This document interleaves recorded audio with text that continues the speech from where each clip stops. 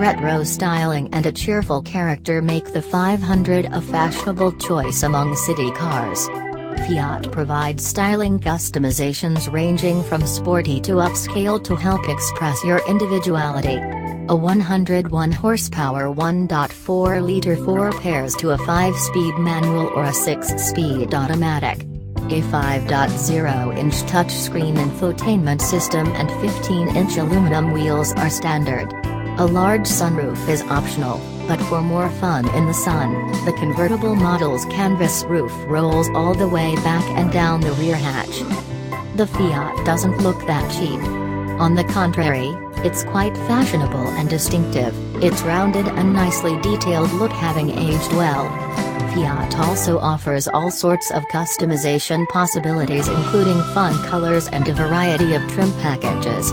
Our test car wasn't quite so eye-catching with its subdued grey rhino paint, but it did feature a sport package with tasteful darkened headlight bezels, a body kit, body color fascias, and 16-inch wheels that look larger than their size suggests given the petite stature of this car. Now that the little Fiat is cheaper, we're more willing to forgive the somewhat low-rent plastics used throughout the cabin. Spending more money allows you to spice things up by adorning the cabin with fancier upholstery options and bits of colored trim, but in all versions, the dashboard is simplistic in its design. A touchscreen mounted atop the center stack is flanked by volume and tuning knobs, while an array of buttons lower down operates the climate control system.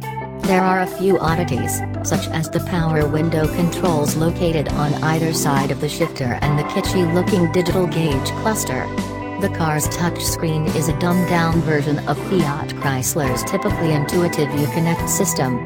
Compared with many other FCA vehicles' 8.4-inch screen, this little car has a little 5.0-inch unit with smaller buttons and touch points that make it more difficult to operate the various functions including audio, navigation, and phone connectivity.